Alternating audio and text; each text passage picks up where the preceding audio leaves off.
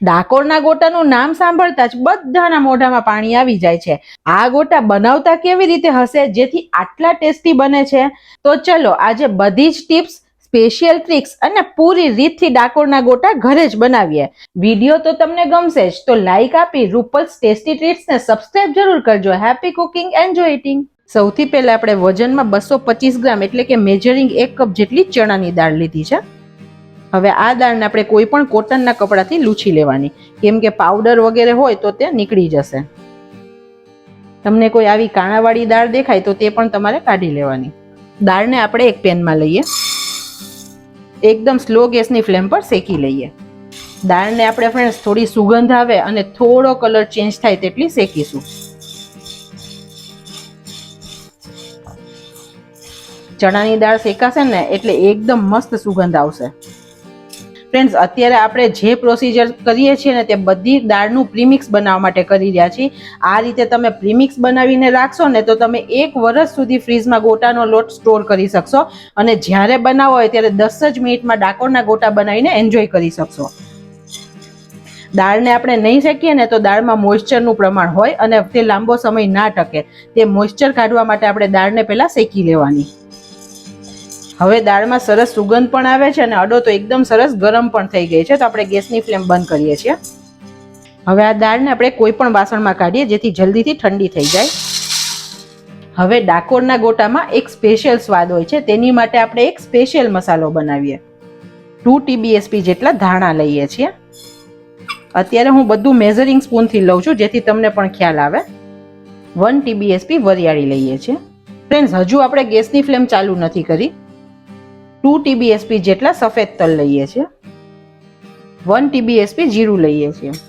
1 TSP મરી લઈએ છીએ. અડધું ચકરી ફૂલ એટલે કે બાદિયા લઈએ છીએ. 1 ટુકડો તજ, 3 નંગ લવિંગ અને 1 TSP જેટલો અજમો લઈએ છીએ. હવે આપણે ગેસની ફ્લેમ ચાલુ કરીએ છીએ. એકદમ સ્લો ફ્લેમ રાખવાની છે.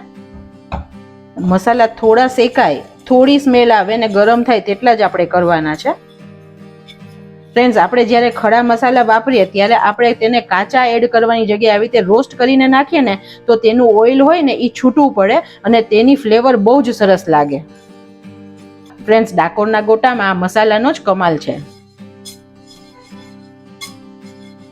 હવે 2 મિનિટ થઈ ગઈ છે અને આપણા મસાલામાંથી સરસ સુગંધ પણ આવે છે અને તમે અડીને ટચ કરીને જુઓ ને તો સરસ ગરમ થઈ ગયા છે અને શેકાઈ પણ ગયા છે. તો આપણે ગેસની ફ્લેમ બંધ કરીએ. મસાલાને પણ આપણે એક પ્લેટમાં કાઢી લઈએ જેથી ઠંડુ થઈ જાય. ઠંડી થયેલી દાળને 2 બેચમાં ક્રશ કરીએ.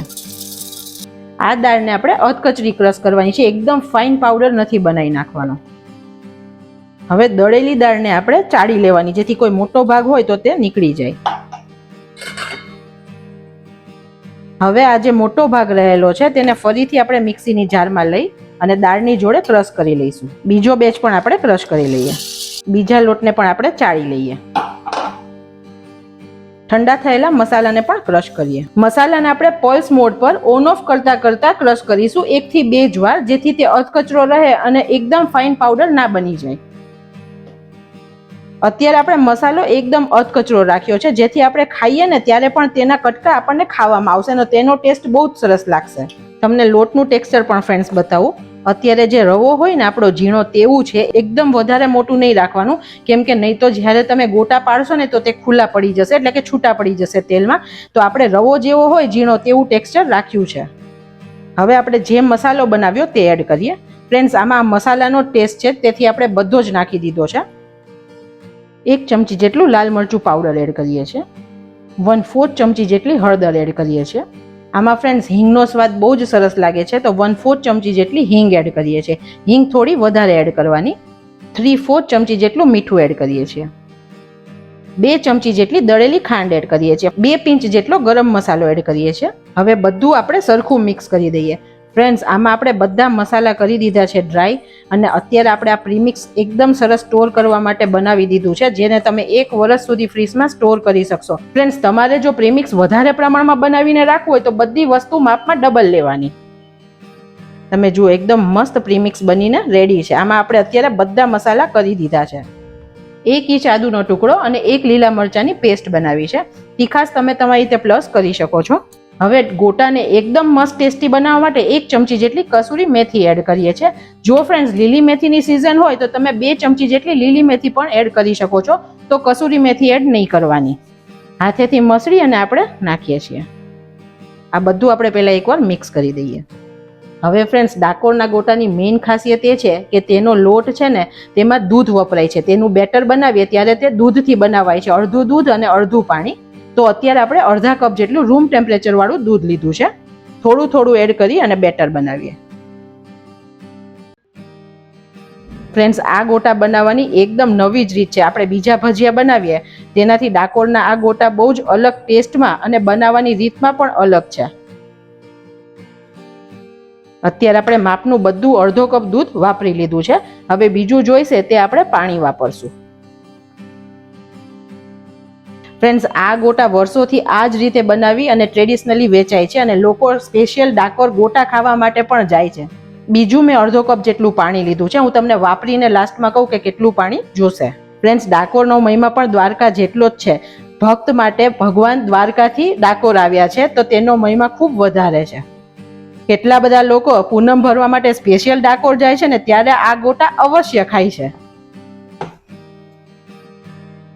આ ટાઈમે તમે ટેસ્ટ પણ કરી શકો છો. તમારે કંઈ પણ મસાલો પ્લસ કરવો હોય તો તમે અત્યારે કરી શકો છો. એકદમ થીક નહીં રાખવાનું ફ્રેન્ડ્સ, નહીં તો કેવું થાય કે અંદરથી ખાતી વખતે બહુ કોરા અને ડ્રાય લાગશે. તો આપણે એનું બેટર સેમી થીક હોય તેવું રાખશું. અત્યારે મેં બેટર છે તેમાં હાથમાંથી પડે તેવી રીતનું બેટર રાખ્યું છે અને જે પાણી લીધું હતું તેમાંથી અડધું પાણી મેં વાપર્યું છે. મેં પણ ફ્રેન્ડ્સ અત્યારે ટેસ્ટ કર્યું તો મને થોડી ખાંડ અને મીઠું ઓછું લાગ્યું છે, તો હું પણ એડ કરું છું.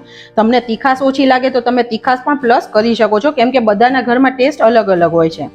1/4 ચમચી જેટલું મીઠું એડ કરું છું. બંને આપણે મિક્સ કરી દઈએ.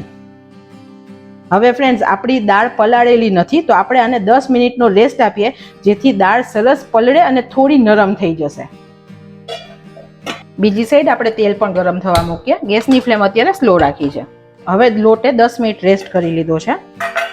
તમે જુઓ અત્યારે જે આપણે ખીરું બનાવ્યું હતું તેનાથી ઘણું કડક થઈ ગયું છે, એટલે આપણી દાળ સરસ પાણી પીને સોફ્ટ થઈ ગઈ છે. તો આવા ટાઈમે આપણે 2 થી 3 ચમચી જેટલું ફરીથી પાણી એડ કરીએ અને કન્સિસ્ટન્સીને સેટ કરીએ. ફ્રેન્ડ્સ, આવી જ નાની બાબતો જોતી રહેવા માટે ચેનલને સબસ્ક્રાઇબ જરૂર કરજો અને આવી નાની નાની બાબતનું ધ્યાન રાખીએ તો આપણી રેસીપી બહાર જેવી જ આપણા ઘરે પણ બને છે. હવે આપણા વડા અંદરથી ખાવામાં એકદમ સોફ્ટ બને અને સરસ ચડે તેની માટે આપણે 2 પિંચ જેટલો જ ખાવાનો સોડા એડ કરીએ છીએ. આપણી અંગૂઠા અને આંગળી વચ્ચે આવે તેટલો જ 2 પિંચ આપણે એડ કરીએ છીએ. બિલકુલ વધારે એડ નથી કરવાનો ફ્રેન્ડ્સ, નહીં તો કેવું થશે કે ગોટા છૂટા પડી જશે અથવા બહુ લાલ થઈ જશે તરત અને પછી અંદરથી નહીં ચડે. હવે સોડાને એક્ટિવેટ કરવા માટે 2 ચમચી લીંબુનો રસ એડ કરીએ છીએ. ફ્રેન્ડ્સ, જનરલી બહારથી પ્રીમિક્સ લાવીએ ને તો તેમાં કેવું હોય છે કે લીંબુના ફૂલ એડ કરેલા હોય છે. આપણે ઘરે એડ નથી કરતા તો અત્યારે મેં લીંબુ લીધું છે. તમને જો લીંબુના ફૂલ નાખવા હોય તો તમારે પહેલાથી એડ કરી દેવાના. 2 ચમચી રસ લીધો છે અને સરખો મિક્સ કરી દઈએ. સોડા મિક્સ કરશું ને ફ્રેન્ડ્સ એટલે બેટર પણ થોડું હલકું થઈ જશે. તમે જુઓ હવે આપણું બેટર છે તે પહેલાથી ઘણું સરસ નરમ થઈ ગયું છે અને આપણે સોડા એડ કર્યા પછી આ બેટરને બહુ વાર સુધી રાખી નથી મૂકવાનું. હવે ગોટાને અંદરથી એકદમ સોફ્ટ બનાવવા અને બિલકુલ ખાતી વખતે કોરા ના લાગે તેવા બનાવવા માટે આપણે ગરમ તેલ એડ કરીએ છીએ. અત્યારે આપણે 3 ચમચી જેટલું ગરમ તેલ એડ કરીએ છીએ અને આને ચમચીથી પહેલા એકવાર મિક્સ કરવાનું, કેમ કે તેલ ગરમ છે, આપણે દાજી જઈએ.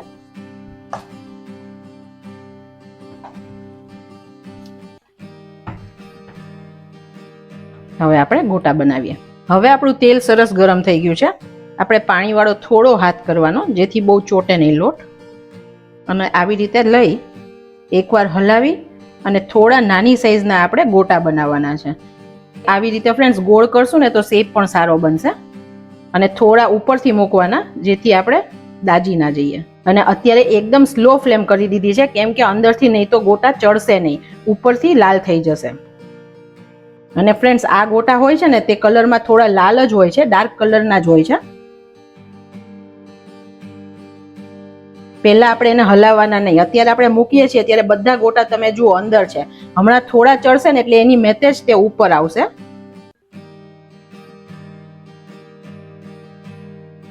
આપણે ગોટા મૂક્યા તેનાથી બબલ્સ પણ ઘણા ઓછા થઈ ગયા છે.